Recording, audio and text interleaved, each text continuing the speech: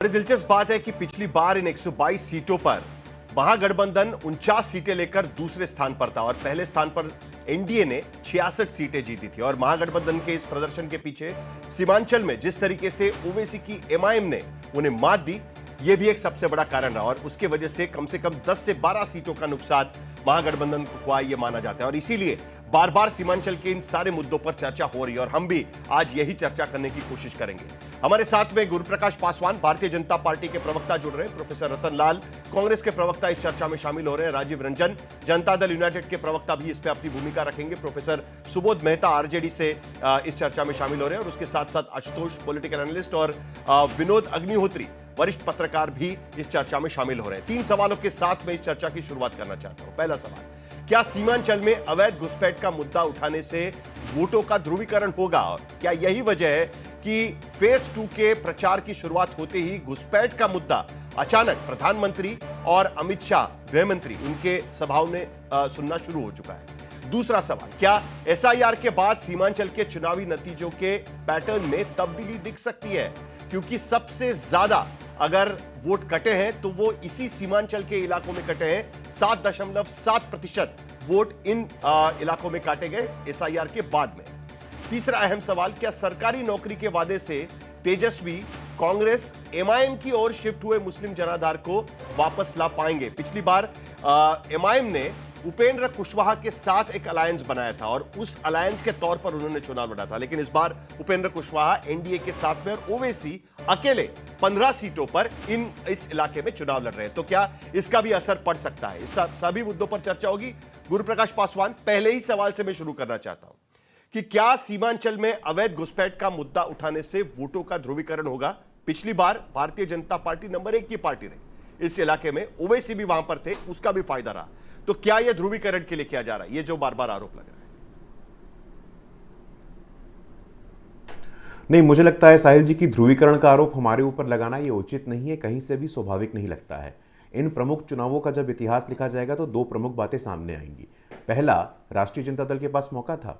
स्वर्गीय शरद यादव जो कि मंडल पुरोधा हैं, प्रखर समाजवादी जनवादी नेता हैं, उनके सुपुत्र को टिकट दिया जा सकता था और एक उदाहरण प्रस्तुत कर सकते थे। सोशलिस्ट आइकन के परिवार के बच्चे को टिकट नहीं दिया गया।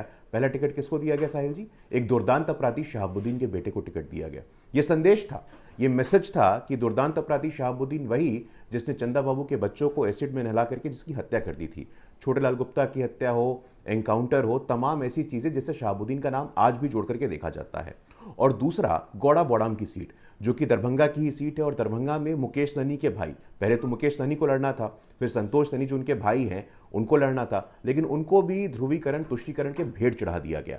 राष्ट्रीय जनता दल ने उनका उम्मीदवारी, उनके प्रत्याशी को हटाया और वहां से अपने मुस्लिम पक्ष के उम्मीदवार को दिया। तो इन 2 घटनाओं से, इन 2 इंसिडेंट से यह स्पष्ट हो जाता है कि महागठबंधन इस बार पूर्णतः पूरे तरह से तुष्टीकरण की राजनीति के पक्ष में है। 2 बयान आए थे। अलावरू जी जो कि कांग्रेस पार्टी के प्रभारी है, क्षमा चाहता हूं पूर्व प्रभारी हो गए हैं, बीच चुनाव में प्रभारी बदलते हैं, सेनापति बदलते हैं, ऐसा पहली बार देखने को आया।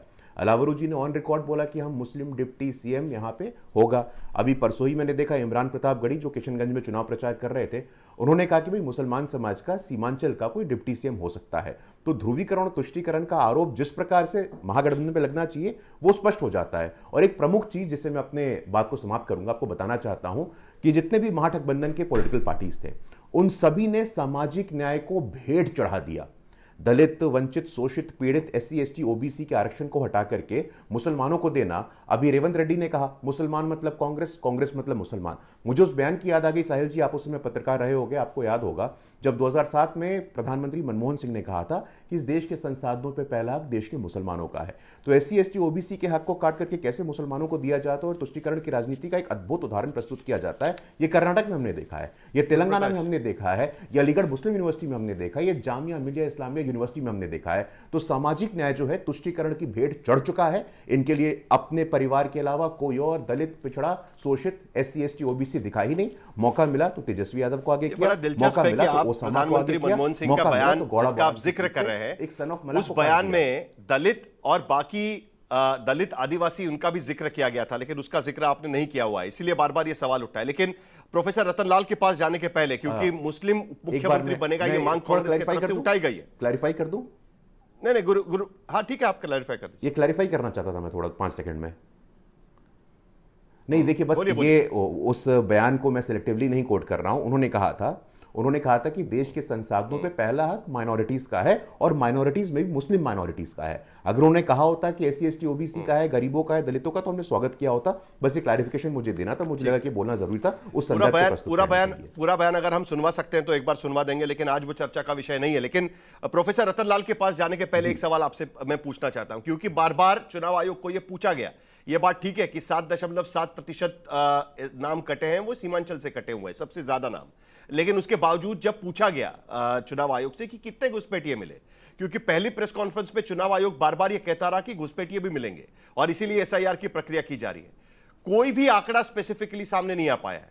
और मेरे पास तो कई सारे बयान पड़े हुए हैं, वहां के डिस्ट्रिक्ट कलेक्टर्स हैं या बाकी लोग हैं, उनके सभी के बयानों में जिक्र सिर्फ इसी बात का आता है कि कोई घुसपैठिया नहीं मिला है करके। जो नाम कटे हैं वो या तो वहां से शिफ्ट हुए हैं या उनकी मौत हो चुकी है या किसी और वजह से कटे हैं।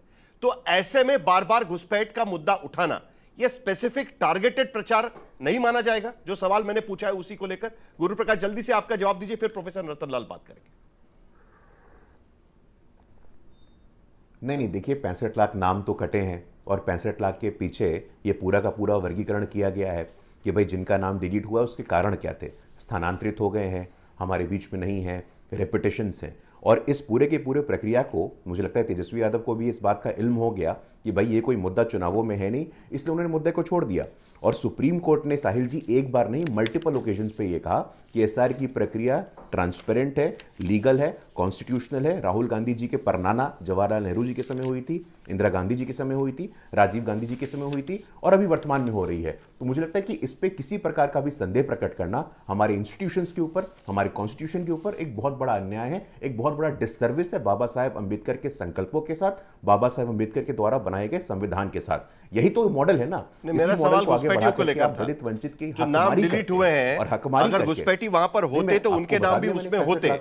देखिए, ये अररिया के डिस्ट्रिक्ट मजिस्ट्रेट अनिल कुमार का स्टेटमेंट मेरे पास है। वो कह रहे हैं कि हमने 1.4 लाख वोटर्स के नाम डिलीट किए हुए हैं, जो एब्सेंट है, शिफ्टेड है या डेड है, लेकिन किसी भी तरीके से घुसपैठी नाम का कोई कॉलम वहां पर नजर नहीं आ रहा है। लेकिन प्रोफेसर रतन लाल, क्या मुस्लिम उप मुख्यमंत्री होने की मांग कांग्रेस इसी तरीके से जारी रखेंगी जो कृष्णा अलावरू कह चुके हैं, या आपको लगता है कि घुसपैठियों का मुद्दा ध्रुवीकरण के लिए किया जा रहा है? और ध्रुवीकरण का आरोप तो आप ही पर खास करके भारतीय जनता पार्टी की तरफ से लगाया जा रहा है। नहीं, ऐसा है, शुक्रिया। गुरु प्रकाश हमारे छोटे भाई भी हैं, अच्छे पढ़े लिखे व्यक्ति हैं, पढ़ाते हैं, लेकिन बैड कंपनी में हैं। झूठ बोलने की फैक्ट्री, जहाँ पे आरएसएस और बीजेपी झूठ बोलने की फैक्ट्री है, वहाँ पे हैं। अदरवाइज ये बड़े स्कॉलर भी होते हैं, बड़े लीडर भी होते हैं।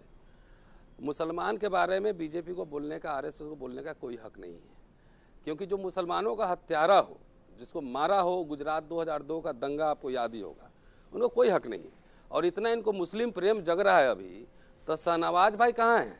उन्हीं को चीफ मिनिस्टर बनवा देते ना। एक भी टिकट मुसलमानों को दिए हैं इन्होंने? ये सवाल पूछा जाना चाहिए, नंबर 1। नंबर 2, क्या मुसलमान इस देश के नागरिक नहीं हैं? आपने झारखंड में उठाया था ये मुद्दा घुसपैठिए का, चुनाव हार गए। बीजेपी का डिस्परेशन ये है, कल चुनाव होना है और आज टीवी पे डिबेट हो रहा है घुसपैठिए का, तो इसका क्या मतलब है कि आप ध्रुवीकरण कराना चाहते हैं? ये बिहार की जनता का सीधा सीधा अपमान है।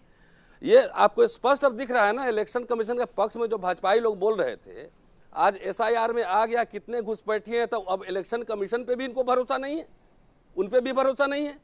तो बेसिकली चुनाव इनके पास कोई एजेंडा नहीं है। एससी एसटी ओबीसी का आरक्षण, अभी तो हंसुआ के बियाह में खुरपी का गीत गा रहे हैं। मैं आपको फोटो दिखा रहा हूँ, देखिए नीतीश कुमार जो है ना, रविंद्रनाथ टैगोर के साथ खड़े हैं यहाँ पे, और इसमें गांधी के साथ खड़े हैं। 2 फोटो दिखा रहा हूँ, है ना। ये क्रिमिनल की बात कर रहे हैं, क्या शहाबुद्दीन के बेटे पे क्रिमिनल केस है? चुनाव में सबको टिकट थोड़ी मिलता है। गुरु प्रकाश को टिकट क्यों नहीं दिया? इतना पढ़ा लिखा दलित आदमी, प्रोफेसर है, क्यों नहीं टिकट दिया है? सवाल मैं पूछ रहा हूँ बीजेपी से। तो अपने एक उठाएंगे इधर तो 4 इधर भी आएगा।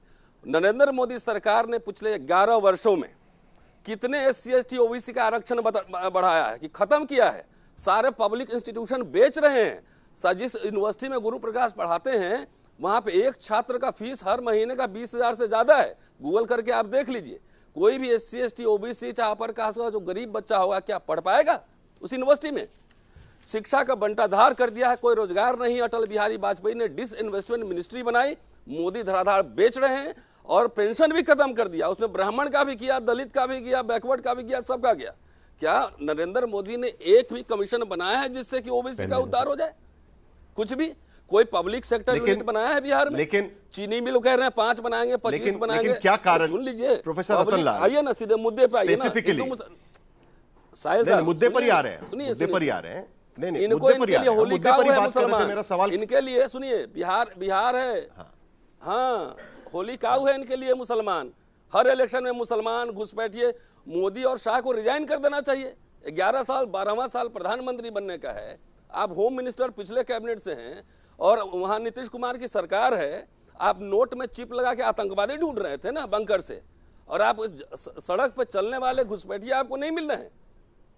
ये क्या बिहार का जनता? गुरु प्रकाश पासवान जवाब दीजिए।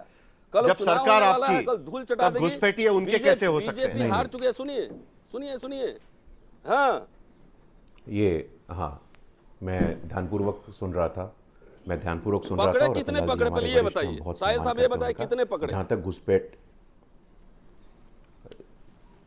देखिए जहां तक घुसपैठियों को हटाने का प्रश्न है, मैं बिल्कुल स्पष्ट कर देना चाहता हूं कि एक प्रक्रिया है, डिलीट, डिटेक्ट, डिपोर्ट। ये अगर मैं सही क्रम में नहीं बोलूं तो सही क्रम कर सकते हैं आप। डिलीट किया जाएगा, डिटेक्ट किया जाएगा और डिपोर्ट किया जाएगा, पहली बात। दूसरी बात, हमने कहा कि भाई SC ST OBC को सरकार में कितना प्रतिनिधित्व मिला है। मैं पूछना चाहता हूं साहिल जी, हमें सरकार बनाने का मौका मिला। मध्य प्रदेश में पहली बार एक दलित समाज का डिप्टी CM बना। हमें मौका मिला उड़ीसा में, पहली बार एक आदिवासी समाज का मुख्यमंत्री बना। हमें मौका मिला छत्तीसगढ़ में एक आदिवासी मुख्यमंत्री बना। हमें मौका मिला राजस्थान में एक दलित समाज का उप मुख्यमंत्री बना। पहली बार संविधान, साहिल जी मैं बीच में नहीं बोल रहा था।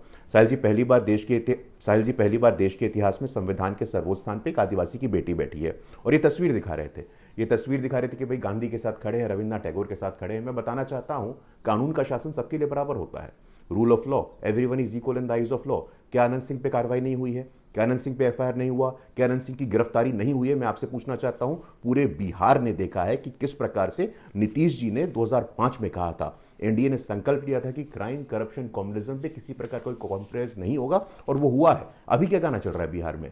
आरजेडी के प्रत्याशी के मंच पे आपने भी वो गाना चलाया था। आरजेडी के प्रत्याशी के चुनावी मंच पे एक नाबालिग लड़के से ये कहलाया जा रहा है कि भैया क्या आवेदे सत्ता में मार देम कट्टा सटा करके। ये नरसंहार नहीं है तो क्या है? ये कॉल फॉर जेनोसाइड नहीं है तो क्या है? ये हिंसा का वातावरण नहीं है तो क्या है? देखिए साहिल जी, ये बिहार बदल चुका है। दो केंद्रीय विश्वविद्यालय हो, मोतिहारी में, गया में। बिहार एकमात्र ऐसा प्रांत है जहां दो all India institute of medical sciences. लेकिन उसके बावजूद ये लाइन से मीठापुर में आप देखिएगा, CNLU, Chanakya national university, management practices, ये बुनियादी काम हो चुके हैं। और मैं खुली चुनौती दे रहा हूं साहिल जी आपके शो पे, आपको और आपके हमारे विपक्ष के साथियों को, कोई भी मापदंड हो विकास का, वो IMR हो, MMR हो, इंस्टीट्यूशनल डिलीवरी हो, सड़क हो, हर घर नल हो, बिजली की उपलब्धता हो, हर कुछ और आंकड़े आपके सामने रखना चाहता हूं। सरकार ने जो 23,000 करोड़ मुसलमानों का नाम लेने के बाद घुसपैठियों का नाम क्यों जोड़ा जाता है, ये एक पहला सवाल है। लेकिन उसके साथ साथ जब सीमांचल की बात होती है, सीमांचल के 4 जिले जहां पर मुस्लिम आबादी 40-50% से ज्यादा है, उन 4 जिलों में नीति आयोग की रिपोर्ट कहती है 52% पॉपुलेशन अररिया का, 50% पॉपुलेशन पूर्णिया का, 45% पॉपुलेशन किशनगंज कटिहार का, यह मल्टी डायमेंशनल पॉवर्टी से जूझ रहा है। यह नीति आयोग की रिपोर्ट कहती है। क्यों नहीं इसकी बात होती? क्यों घुसपैठियों की बात होती है? और वो भी तब जब SIR के बाद वहां के डिस्ट्रिक्ट कलेक्टर कह रहे हैं कि घुसपैठियों का नंबर नहीं है उनके पास। नहीं साहिल जी, देखिए ऐसा है कि ऐसा आपका पूछना कि क्यों नहीं इसकी बात होती है, मुझे लगता है कि आपकी टीम ने नरेंद्र मोदी जी के भाषण का, अमित शाह जी के भाषण का पूरा विश्लेषण नहीं किया है। आप लोगों ने वही विश्लेषण किया, वही कीवर्ड्स उठा लिए जिससे खबर बनती है। उन्होंने लगातार अपने बातों में कहा है कि भाई इथेनॉल प्रोडक्शन में आज बिहार देश का नंबर 1 प्रांत है कि नहीं है। मक्का की बात हो, मखाना बोर्ड की बात हो, पर्टिकुलरली इन इलाकों की बात कर रहा हूं, इंफ्रास्ट्रक्चर प्रोजेक्ट्स की बात भाषणों में, इन इलाकों की देखिए अमित शाह वहां पर आकर भाषण करते हैं, तब ये कहते हैं कि मोदी नीतीश के नेतृत्व में बिहार आगे बढ़कर विकसित राज्य किया जा रहा है। अगले 5 साल में सीमांचल में एक अवैध गतिविधि को भाजपा और एनडीए की सरकार उखाड़ फेंकेगी। हमारी मतदाता सूची से घुसपैठियां निकालने चाहिए या नहीं निकालना चाहिए, यह सवाल पूछा गया है। राहुल गांधी और लालू प्रसाद घुसपैठियों को बचाना चाहते हैं, तो सीमांचल का जिक्र घुसपैठियों के साथ किया जाता है। यही तो सवाल बचा है ना यहां पर। गुरु प्रकाश जी जल्दी से, फिर प्रोफेसर मेहता बात करें। अरे सर साहिल जी पूर्णिया कहाँ आता है? पूर्णिया सीमांचल में नहीं आता है क्या? पूर्णिया में एयरपोर्ट बनेगा तो सीमांचल के लोगों को बेनिफिट नहीं होगा क्या? किस प्रकार की बात होती है? आपने बहुत अच्छा आंकड़ा दिया नीति आयोग का। उसी नीति आयोग का आंकड़ा यह भी कहता है कि बिहार में नीतीश कुमार जी और एनडीए के संयुक्त शासन में 4.5 करोड़ से अधिक लोगों को गरीबी रेखा से बाहर निकाला गया है। Aspirational block program, aspirational district program से आगे बढ़ करके एस्पिरेशनल ब्लॉक प्रोग्राम भी बिहार में सक्सेसफुल रहा है। मैं इस बात को स्वीकार कर रहा हूं आपके शो पे। क्या हमने विकसित बना लिया है? अभी नहीं बनाया है, लेकिन प्रधानमंत्री जी ने अपने भाषणों में बार बार यह जिक्र किया है कि gateway to the east prosperous India, जो प्रॉस्परस समृद्ध भारत हो रहा है, फाउंडेशंस ऑफ प्रॉस्पेरिटी, समृद्धि का आधार हम आने वाले 5 वर्षों में बनाएंगे और विकसित बिहार ही पूर्वोदय का द्वार बिंदु और गेटवे बनने जा रहा है। इसमें कोई संदेह नहीं है, कोई संशय नहीं है।